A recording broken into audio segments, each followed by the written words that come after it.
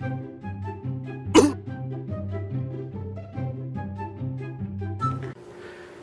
zoom, zoom, oh, zoom out. There we go. Hey guys, welcome to Infinity for Dummies. This is part 2. In today's episode, we're going to cover combat. So, grab your Mountain Dew and Doritos because we're about to go MLG status. Do you think that I can't quickscope? Watch this, you cheeky cunts.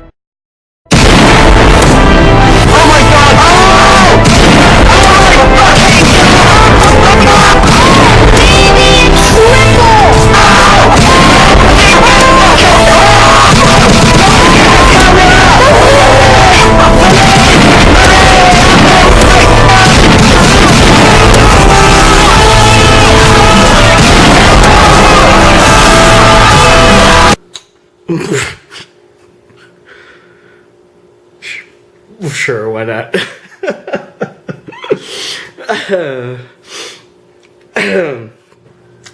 Okay, maybe not so MLG. Maybe not. We do have some new visual aids though, so this is cool. So I picked these up.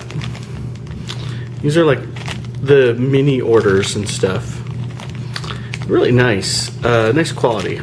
So these are going to help us today. And we got some official Infinity templates. Okay, nice. We'll also be using silhouettes. So lots of new stuff to go over. In fact, it was pretty tough for me to figure out how exactly to divide this up. So I figured the best way we're going to do it is we're going to talk about normal rolls. We're going to talk about face-to-face rolls. We're going to talk about modifiers, and we're going to cover what I call the basic 3 categories of weapons in Infinity. Infinity has a ton of weapons and equipment, and but you can sum the weapons up into 3 basic categories. There's a lot to weapons, and so I think the next video will go into specific weapon attributes, what kind of effects they have. But right now, let's just get combat down, and we're going to start with shooting. Okay. So as always, we bring our 3 Gulam soldiers. We got Angry Joe, Chuck Norris, and Socks versus our 3 Fusiliers over there. Alright. So to begin to understand shooting, you have to understand line of sight. Okay. So in this game, line of sight is determined by volume of silhouettes.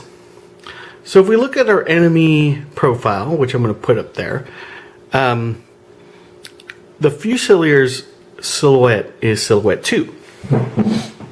So let me just move some stuff around. I'm going to use this guy as our example.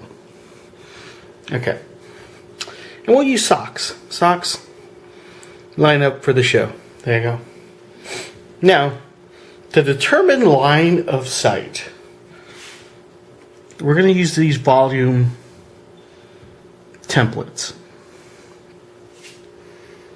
Alright, now, if you see that the template, you have line of sight. And in this case, this would be called unobscured line of sight. Okay? Partial obscurity. Let's just grab a...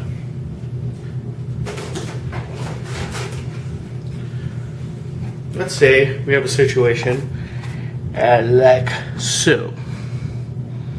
Okay. So, let's move the camera in a little bit. From Sock's point of view, we can see half the Fusilier's silhouette. Now,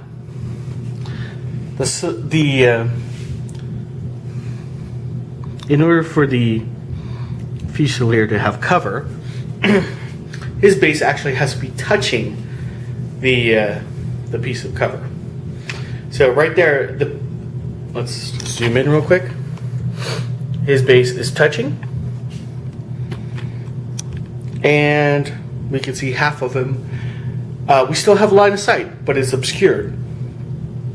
So in that case, this Fusilier would get cover. So what does cover? So cover in this game basically does two things. One, it makes you harder to hit, and two, it gives you bonuses to your armor. Okay, so cover is very important.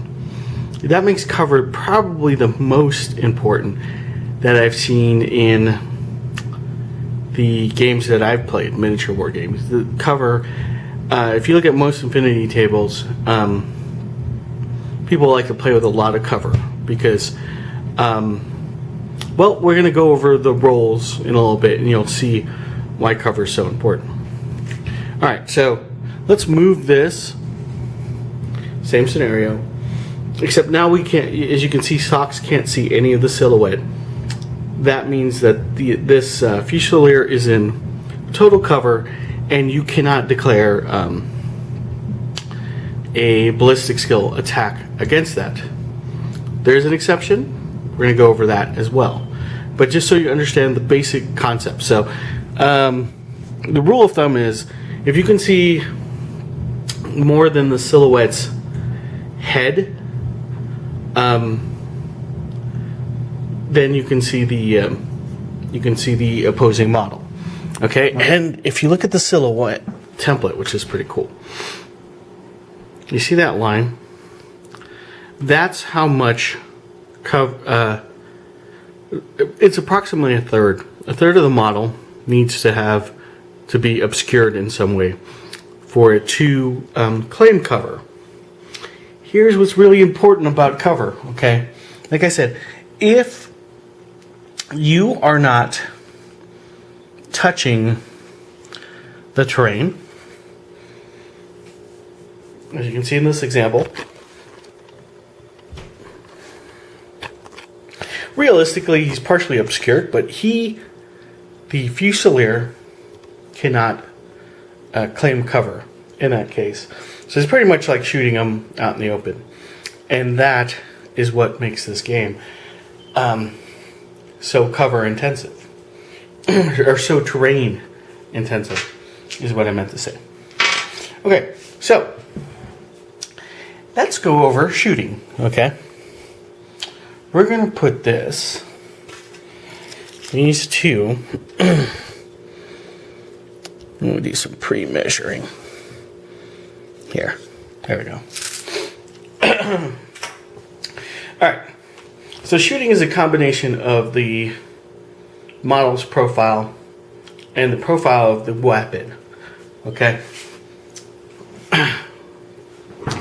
So Socks here is a Ghulam. I'm going to put her stats up there. And she is armed with a rifle, a pistol, and a knife. Okay. In this instance, she wants to use her rifle. So let's put up the stats of the rifle. So take a look at the rifle. The B value stands for burst, which means on her active turn, if I declare shoot action, I can shoot up to 3 times, right? Notice that there are bonuses for range. So at this range, this guy's within 8 inches. So there is no bonus. It's a straight up shot. So you take her ballistic skill, which is 11, and what you're looking for on your D20 is 11 or below. Okay, if you roll exactly 11, if you roll the exact number that you need, it's called a critical. which means the shot goes through automatically. Okay. No need to roll for armor or anything like that. It's boom, headshot. So let's fire. Okay. So we have burst 3. We're looking for 11s. Boom, boom, boom. What do we roll? Okay, we rolled like shit. But we did get one hit. We got a 10. The 16 and 13 are misses, because that is above her ballistic skill. In this game, the key rule of thumb that you want to know is rolling equal or under, in most cases, is a good thing. The only time it's bad is armor. So we're about to get to armor in a second, okay? So boom, she hit. So guess what? What happens then? Well, the Fusilier is going to have to take a armor check, okay? He's going to use his arm stat. In this case, his arm stat is 1. So you're going to take the damage value of the rifle, which is 13. His armor is 1, so that's going to bring it. That's going to affect the roll by 1. Okay, it's going to give him a bonus of 1. So it lowers the damage to 12. So to make your arm roll, he's going to have to beat a 12. Which means he needs a 13. Okay. You roll 1 dice for every success. So if he was hit 3 times, I'd have to roll this 3 times. But in this case, he was only hit once. What does he roll? He rolls a 10. Boom! That is a armor fail. Hang on, people. If you look at his stats, he only has 1 wound. So he goes to the unconscious state. Okay? Now if he had failed, let's say I hit him twice. Alright, let's roll that again. New stuff, people. So she rolls. This time I hit him twice. 6 and a 9. Okay. So in this case, he's going to have to make 2 armor saves. Again, needing 13s. Well, he passed 1 and he failed 1. So the 20 passes, the 5 doesn't. So he goes to the unconscious state. If, let's say, he failed both. Let's see if he rolled that. He rolls a 7 and he rolls a 5. Well, that puts him beyond 0, which means he's removed. Okay. So what is the difference between an unconscious character and a dead character in this game? 2 very important things. So an unconscious character can be revived by somebody with a med kit, or doctor, paramedic, something like that. The other thing is, let's just be really mean here.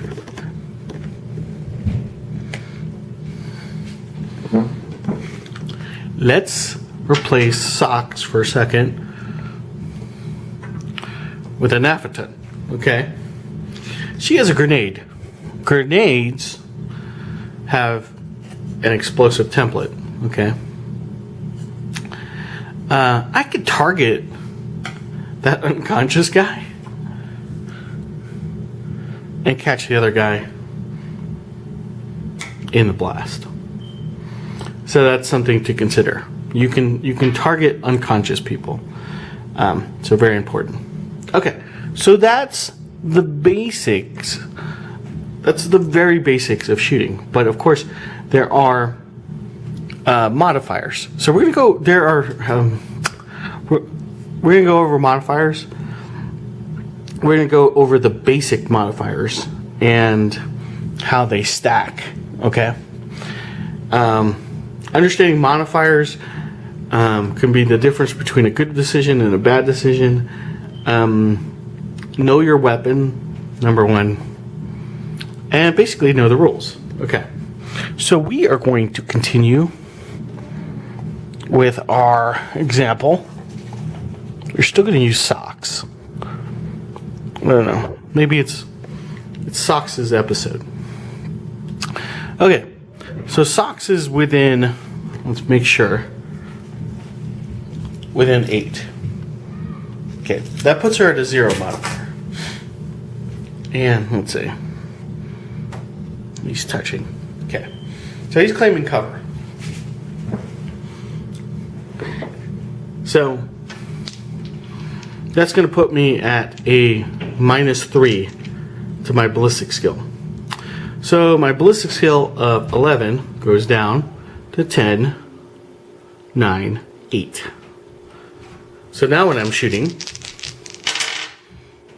I'm looking for numbers below 8 and below, which I get 2 hits. Okay.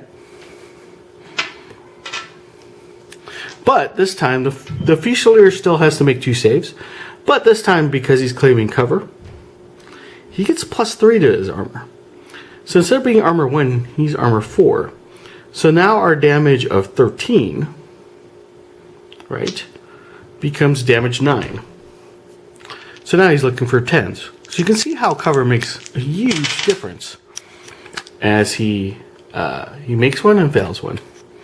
So he would go unconscious, okay? Let's stack this even further. Let's say, for example, let's make sure I got my weapon ranges correct. Okay, so for a rifle, anything over 32 inches, basically 3 feet, is going to be at a -6.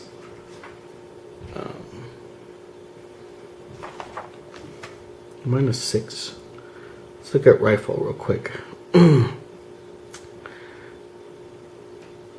I'm sorry. Anything above 16 inches is going to be a -3. So let's move socks back all the way here. And we're going to measure 17 inches. Okay. So we're going to put our Fusilier at 17. Okay. And we're going to put him in cover. So now we've got a pretty bad situation here. So now it's -3 for the cover and -3 for the range. Okay. So that puts us at a total of -6. We were at 11.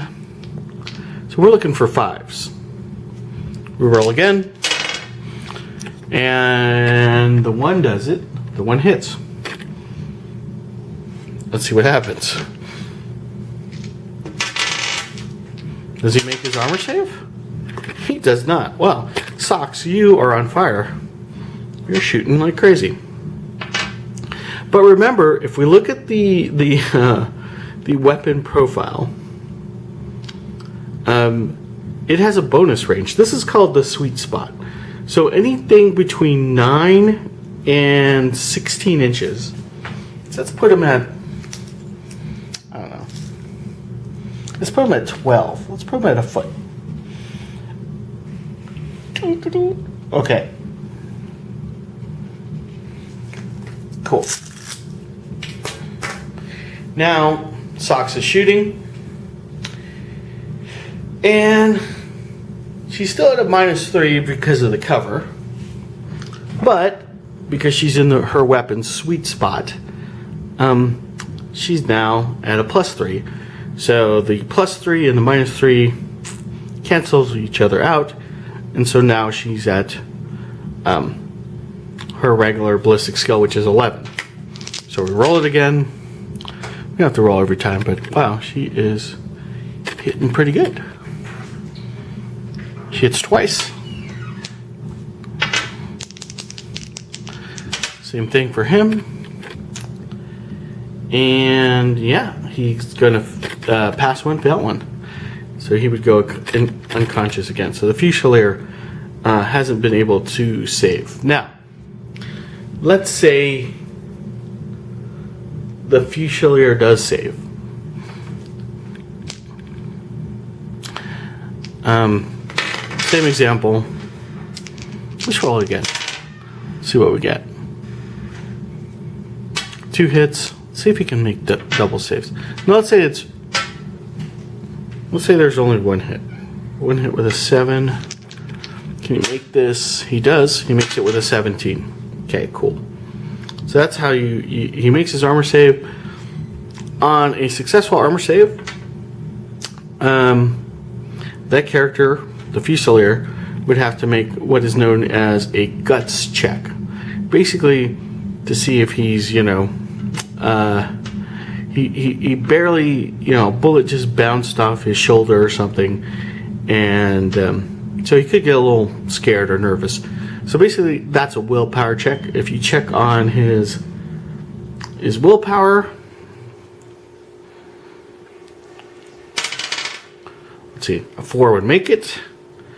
So you're looking for his willpower and below. 4 would make it, so he's fine. If he had failed, let's say he rolls that, a 20, that'll do it. He would have to move 2 inches in direct cover so that he can't be seen by the threat that just shot him. Or if he couldn't, let's say there was nothing around, this silhouette template is killing me. It's not standing upright. Wait. Darn it. I wonder if I just glue these. I wonder if I have to just glue them together. I'm not sure.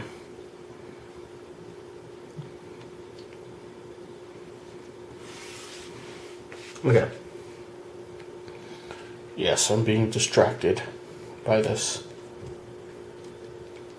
silly little template. Okay, there we go. Okay. Let's keep it up. Okay. Silhouette 2. Alright, so if there's nothing around, what he can do, he can't make it to any cover. What he has to do is something called going prone, which basically means he hits the dirt. It's symbolized by this little down arrow. And what it basically means is he becomes the height of his base. Okay? So he hits the dirt and he's like, oh, crapola, I will not get out of this alive. Game over, man. Game over. Alright, so that's the basics. It's the very basics of shooting. Now let's throw arrows involved into it, and we're going to go into what is known as face-to-face rolls. So let's do this. Oh, I like this. This is a good drill. So in this situation, we have 3 Fusiliers versus Socks. Okay, so we know this Fusilier is in the sweet spot.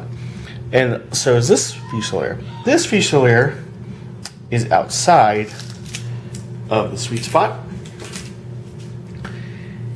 But they all have line of sight to each other, as you can see. Wait, should I pull back? Can you see that now? Yes. So yeah, Fusilier, Fusilier, Fusilier. They all have line of sight to Socks. Socks is our active player. Okay. Socks declares a shoot. Now, here's a cool thing. She has burst 3. So I can divide my burst. I can go 1, 2, 3. 1 on each. That would be a face to... so she activates... Everyone declares an arrow. For this example, we're going to go shoot, shoot, shoot. Right? Her second part of her skill is going to be shoot back. And then she allocates shot here, shot here, shot here. These are done at the same time. And they're called face-to-face rolls. So face-to-face rolls are basically it's like playing poker. Both active player and reactive player are looking for a number. Closest one to that number with the higher total wins. Only exception is when someone crits. When someone hits a critical, basically what happens is that critical can negate a higher roll. Let's go over it so that we can better understand it. Let's start one roll at a time. Let's start with this roll here. This is, both players are in open spots. Both players, both reactive and active players, are both in the sweet spot. So they're both going to get +3 to their roll. Now, if we look at the Fusilier, he's slightly better at shooting. He has a BS 12. Sox has a BS 11. In this case, we're going to add +3 to that. So the Fusilier is going to bump up to 15. Sox is going to be at 14. Okay, let's see what happens. Okay, so Fusilier, they both hit. The Fusilier is closer to his number, which means that this shot is ignored. Okay, in which case, Sox would have to make an armor save against the Fusilier's combi rifle. Let's move on. But remember, this is all simultaneously, so we have to resolve everything. So let's go Sox against that person, both in the sweet spot. However, he has cover. So Sox is at a +3, -3 for that. This guy is just +3. So he's looking for 15. Sox is looking for 11s. What do we got here? Oh, cool. So you can see Sox, they both hit. But Sox wins with a 4. So he is going to have to take an armor save. Alright. Last roll. So we got Sox out of the sweet spot range, so she's at long range. Gonna put her at -3. Plus she's claiming cover. So that's a -6. For Jill Valentine, she is out of her sweet spot as well. So she's going to be at a -3. So Sox at -6 is looking for 5s. Jill at -3 is looking for 9. Okay. What happens? They both miss. Jill rolls a 19, misses. Sox rolls a 12, misses. Okay. Now that all the rolls are resolved, we know that Sox needs to make an armor save, and so does that Fusilier. Sox is going to need a 13 because her armor is 1. If you look at the damage rating of the combi rifle, it's 13. She fails. He is looking for 10s. He's armor 1 plus 3, puts him at 4. So he needs a 10 or better, and he fails. So in this case, we would have unconscious markers for both Sox and the Fusilier. So that's basic face-to-face.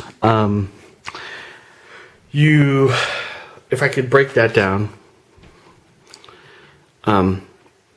after all the arrows are declared, you take into account the modifiers. So you can have modifiers for range of the weapon, and you can have modifiers for cover.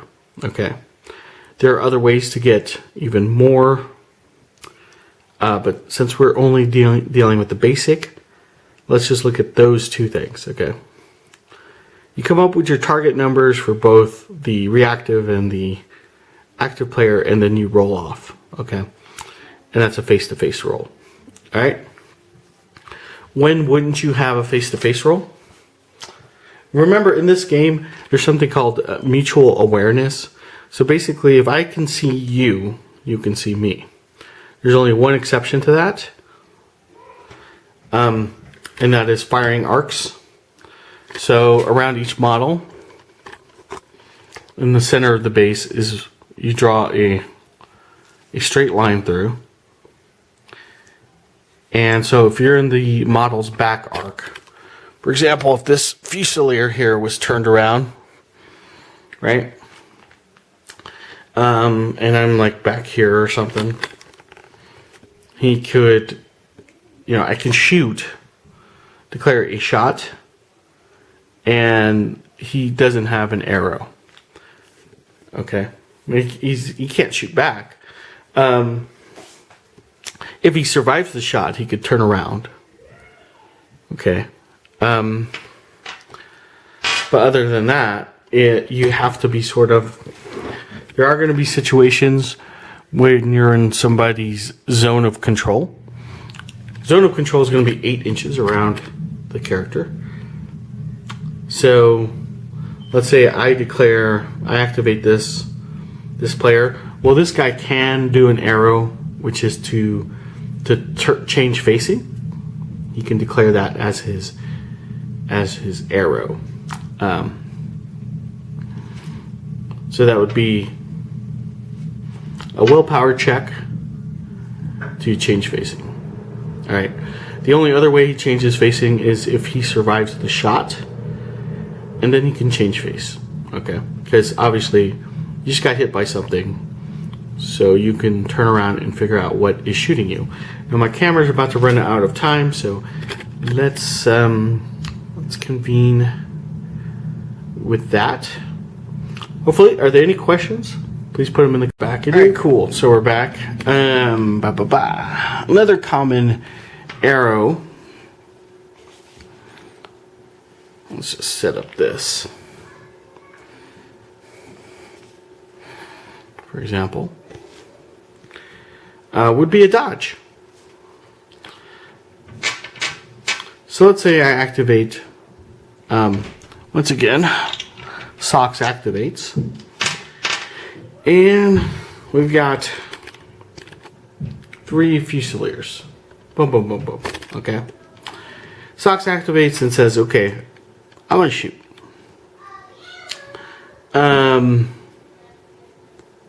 Fusilier number 1 says, hey, I can jump behind this little cargo thing. So I'm going to declare dodge. This Fusilier says, you know what?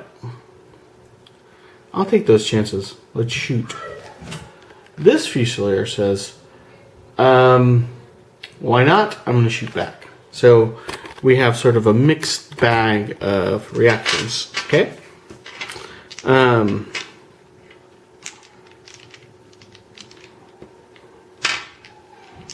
So in this case, starting with Socks versus the Fusilier who dodged, he's going to use his physical. Okay? So he's going to, instead of trying to make his BS, he's going to try to make his physical. Okay? Socks is still going to roll against her ballistic skill. Okay?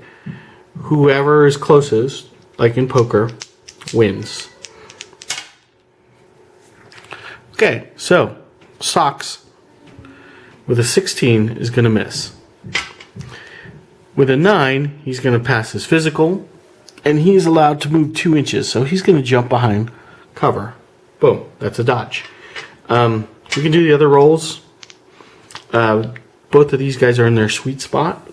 So Socks is looking for 14. He's looking for 15. I haven't got a crit in a single game. As you can see here, he's going to win with an 11. It's going to beat her 3.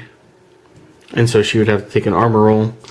If we do the math here, Socks is going to be at -6. Jill's going to be at -3.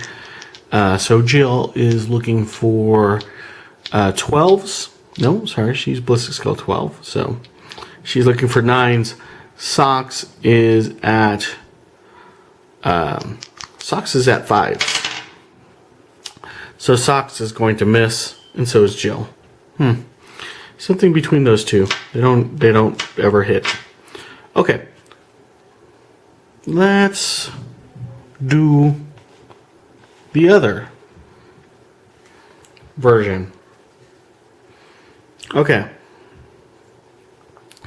Let's say, for example, let's put him back his spot. Okay. So, I'm going to spend an order on Socks. Oh, by the way, have I been saying that? Hopefully I have. Hopefully you understand that every example I've been using orders, okay? So, boom. Here's my order. Spending it on Socks. I declare a move action to there. Okay. Now, all 3 Fusiliers can see me. Okay? They all declare shoot, shoot, shoot. They all want to shoot. And I declare dodge. So now I am trying to I'm trying to meet my physical roll instead of my ballistic skill. Now they're going to all shoot at me. But in this case, I'm only going to roll once. It's 1 roll for a dodge. So, let's see if she makes it. What is the physical? That's a good question. Physical of a good is 10. So that 12, I rolled a 12 by the way, would fail. Alright, then you would do all the math here. He's obviously in a sweet spot, so he's looking for 15s. He hits. He's looking for 15s as well. He hits. Wow, we got a 3 and a 7. And she was at -3, so looking for 9s. So Jill misses again. Weird. Let's see if we can get different results there. Same thing. Activate the character. Move that character 4 inches. Great. Got it.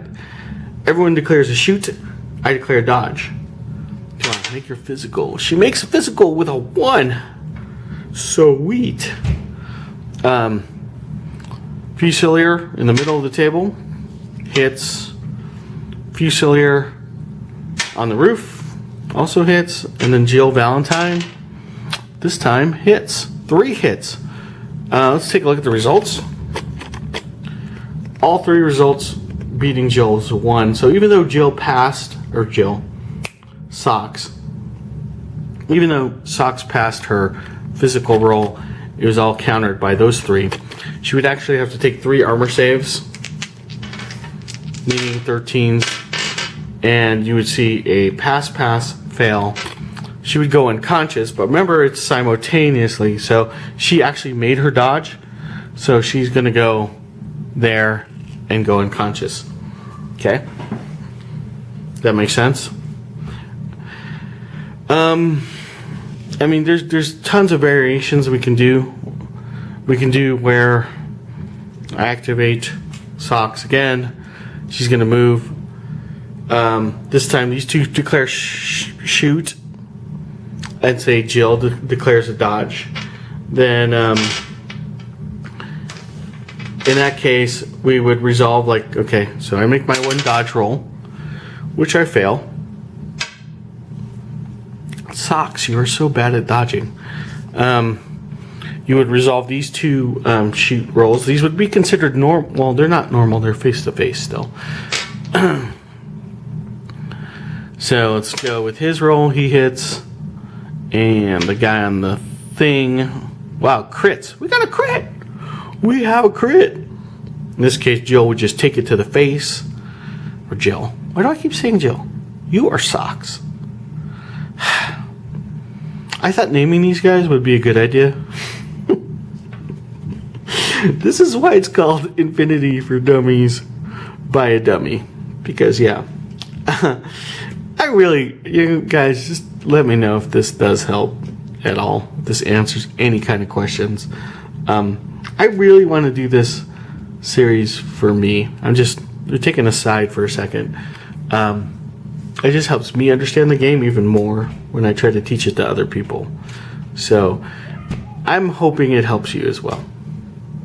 Anyways, moving on with our variation. Jill then does a physical and would pass. So Jill would go prone, right? Socks would take it to the face, unconscious, and then I would have to roll again. So just because there was one crit doesn't mean I ignore that other armor save that I needed to take. So if I fail this armor save, do I fail? I do. She's no longer unconscious. She's out of the game for good. So that is the basics of shooting. Cool. We got a crit. I'm happy. I love crits. Let's go over some weapon types. So basically we were playing with rifles. Combi rifle versus the regular rifle on the Gulam side. Those are called burst types. So I call them burst weapons. Those are weapons where I can take the bursts and spread them out, any way I choose. Right? Burst weapons. But they're also called direct template weapons, and for that we are going to use a Naphaton. Okay, so this Naphaton's armed with a light flamer, for example. And the way direct templates work is you would place the tip of the template, basically they're saying head level of the model. So anything completely under the template or partially touching, in this case, let's see if we can do it this way. You can see that this Fusilier is completely under the template. This Fusilier, that angle, you can see he's partially under it. They're both affected. Now, direct template weapons are special in the fact that you don't have to, there is no roll to hit. Anybody that is either touched by the template or completely under or partially under the template is going to suffer the effects of the weapon. Okay? In this case, this weapon, I'm going to do a separate, part 2 is going to be about the different effects of the weapon, but this weapon causes fire, which is really deadly, but I don't want to get into that. Not so fast. Okay. The other thing about templates is they can affect different heights. Okay. So, for example, the way they explain it in the book, or maybe I should turn it. Let's turn this building so that we can see. Maybe that'll be better. What do you guys think? Okay. So, the way they share it in the rule book is you can put it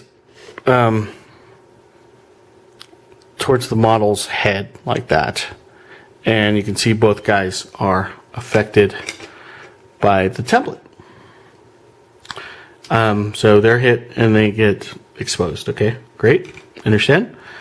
Okay, let's say this guy's prone. We try the same shenanigans, right? Well, guess what? He's the height of his base. So he's not actually hit by the template. The other thing is, let's say you have an example like this. We're going to use all 3 Fusiliers for this example. Let's say you could do something like this. Is that cool? Nice. You could see that Jill, or let's say Jill's right there. Fusilier 1 is hit. Well, he's not. Let's say he's not prone. Okay, here we go. Fusilier 1 is hit. So is the Fusilier on top. But because Jill is completely obscured, you don't have line of sight, she can't be affected by the weapon. Okay, the weapon can't just magically go over. Okay, that makes sense? The same would be true if the situation was like this. Okay. And you're like, right? Jill would still be safe behind the steel container. The other two would be affected. Okay. Now these guys can still declare dodges. So let's say I activate the Naphaton, and Naphaton says, "Light 'em up, bitches." These guys would get an arrow. They could declare a dodge, for example. One guy can declare shoot. He can go arrow shoot. Why not? So let's say this guy dodges, this guy shoots. Jill does not have line of sight to the Naphaton, so she can't declare an arrow. Okay? This makes sense so far. So he makes his physical. Well, he failed it with a 20. So he would suffer the effects. He shoots. He hits. So guess what? Both weapons would hit at the same time. So he would suffer the effects of the damage and fire, and the Naphaton would have to roll for armor. So does that make sense? So so that's a bonus. So the advantage of a direct template weapon, not only can you hit multiple foes, but there's no roll to hit. So your weapon is always considered to take effect as long as your target model is, in the either partially or completely under the template. Okay. Some guys, like this, let's see, this biker has a chain rifle. This is the template for a chain rifle. It's like, but the Kadoosh! And it's like, oh, so much killy death on that. And remember, there's no ballistic roll, so it just automatically hits. Okay, so the other type of template.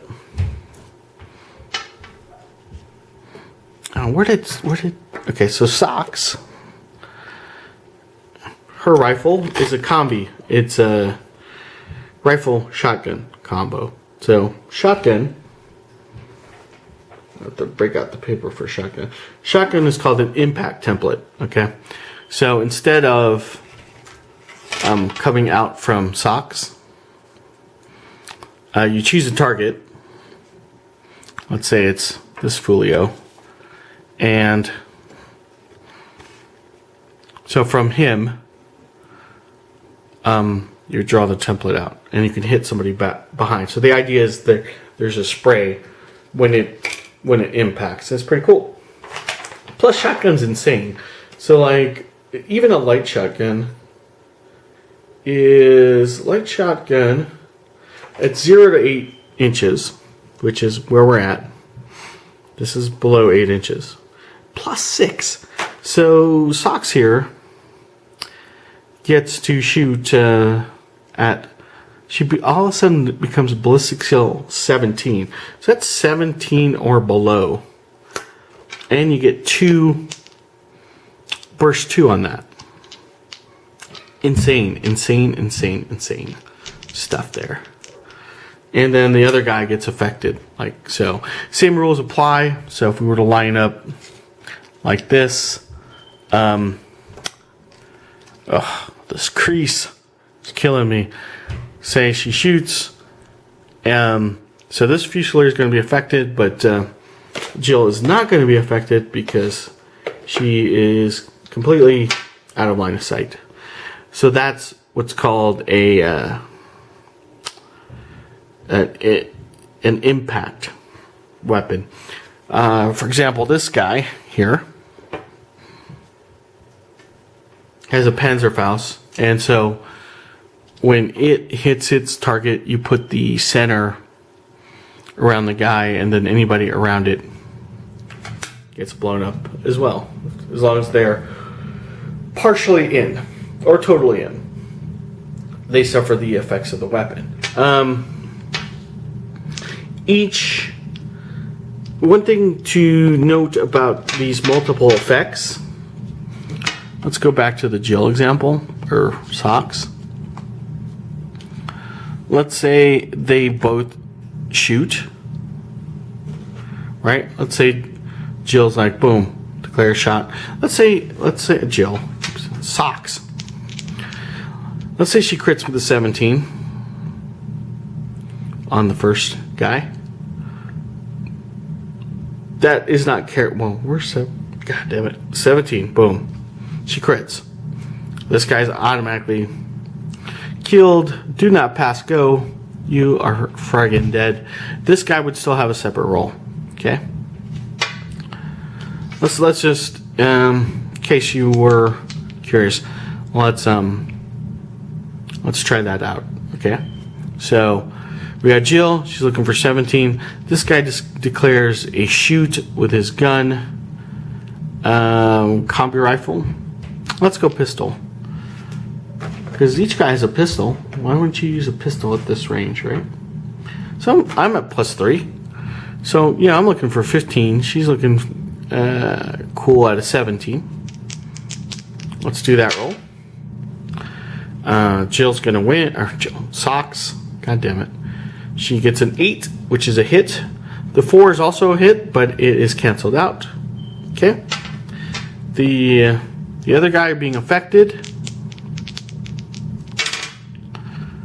Jill will miss, and he will hit. See how they're separate? They're separate rolls, independent of each other. So you can't, like if I crit, I can't just count the crit to the entire group. Okay? So that is basically shooting. That's the basics. Like I said, there are a ton of different weapons that have different special effects. We're going to go over some of those, and we're going to go over some equipment. Probably, the most common stuff in the next video that you're going to run into for combat. I think that's the best way to kind of break this up. Hopefully it helps you guys out. Okay, but going over close combat. Close combat's it's almost the same thing. Okay. So we're gonna use a Janissary instead, because he's kind of he's like the closest thing I have to a close combat boss. So his close combat skill is 21. Is it? That was a 21. Do we have a better one? Let's look at my list. Look at my various lists here. Janissary. I thought he had a better close combat. Do I have a better close combat guy on here? The Odaless. It's close combat 14. I guess it doesn't matter at this point. We don't have anybody that's over. I don't see anybody on my list that are over 21 or over 20. Basically, when you see a stat that is over 20, the crits reverse. So let's say his stat was actually close combat 21. That means on a close combat attack roll, a 19 or 20 is a crit. If he's close combat 25, like some craziness, then it would be 15 would be a crit, 16, 17, 18, 19, 20 would be a crit. So it's a little weird in that way. I wish I had a close combat guy. I don't really have a close combat guy. But anyways, let's do then knife fight. Knife fight, knife fight. Okay, so coolness. I spend an order, activate socks again. First part of the order is to move. right? He would get to declare an arrow. Now, at this point, he could go, dude, pistol, or he can go, let's knife fight. Let's do a knife fight, okay? So knife fight would be using close combat skills, and this would be a face-to-face roll. And same rule applies. Whoever's closest to their CC value without going over wins. So as you can see, in this case, the Fusilier rolls an 8. Socks rolls a 3. The Fusilier would win. In this case, the damage value would be his physical. So Jill would have to make an armor roll, and she rolled a 2, and that would put her unconscious. So that's basic close combat stuff.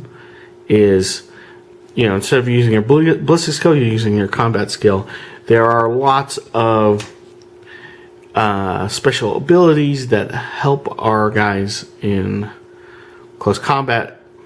So I think the way I want to divide this up to make sense for you guys is let's cover all weapons, or most of the weapons, what their special abilities are, what they mean.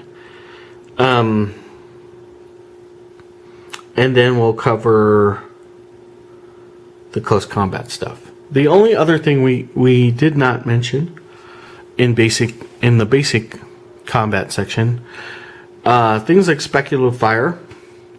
It's pretty easy. So let's say she's got grenades. The Naphaton has grenades. There's a model here. So I can spec fire, basically lob a grenade and pick a point. Let's say I pick the point right next to Jill. With speculative fire, you don't have to pick a target model like you do with most weapons. You can pick a spot on the table. Now the weapon itself has to have that ability. Not all weapons, you can't speculative fire with all weapons. For example, I can't speculative fire with Socks's rifle or her shotgun. I can't do that. But I can speculative fire with grenades, or I can speculative fire with a grenade launcher. Speculative fire is a long order, and if you're throwing a grenade, it's a physical check. So in this case, the Naphaton, do we have you? Did I bring your stats, Naphaton? Our physical is 10. Okay. So grenade. Now it's a -6 to spec fire. Grenade though. Grenade. Where art thou? Grenade is a +3 within 8 inches. So you can see within 8. So -6 for the spec fire, but +3 for range. Puts her physical at a 7. I throw the grenade. I miss. Oh man, that sucked. I miss. But there's no deviation in this game. I guess it just she forgot to pull the pin or something. So that's spec fire. Or that's a quick example of spec fire. Like I said, it works with grenade launchers as well, and any weapon that has that ability. We'll go more into depth with that. The other cool thing which you could do is called suppression fire. So let's say we have Jill Valentine. In her previous turn, she wasted an entire order to go into suppressive fire. Okay. And we have Socks over here. Socks is going to try and pop out and shoot. Okay. So I spend an order, which I can't find my tokens. There you go. Spec fire. Boom. What am I saying? Fuck. No. I activate socks. She declares a move. I'm moving to there, so I'm going to claim cover. Okay. Jill is in speculative fire mode, which means that her range goes down to 24. Okay, so you can't shoot past 24 in speculative fire mode. The cool thing though is Jill, instead of getting one shot on her arrow, she's going to get her full burst, which is 3. So we're going to have like a full-on shootout between Jill and Socks to end this episode. I think it's going to be cool. Now, they're both in their sweet spots, but they're also there are modifiers here. Okay, so Socks is in cover, so that's going to put Jill at a -3. So Jill is at straight ballistic skill of 12. Socks, however, is shooting at Jill. Jill being in speculative fire puts a -3 to Jill. So that's another thing about speculative fire. It's also harder to hit because Jill's like freaking just emptying her clip. Whoa. Oh, come on, camera. Come on, camera. There we go. Sorry about that. Wow, this is a really long episode. Hopefully you guys enjoy it. Okay, cool. So, I gotta deal with the -3 from the spec fire, and I have to deal with the -3 from cover, but my sweet spot puts me at +3. So I'm at -3. So, Socks is looking for 8s. Jill looking for 12s. Bada, bada, bada, bada, bada. So many dice. Alright. So that's a miss for Socks. There's a miss for Jill. This is a hit for Jill. Socks crits. So check this out. So Jill rolled a 9, which would normally beat that 8. Well, it definitely beats the 5. So the 5 is taken out of the equation. That crit beats both these guys. Okay? Even though it normally beats the 6 anyways. But check this out. That was her crit. That's what she needed, an 8. She crits. Headshot. Bam! Oh! Oh! Where are you at? Where are you at?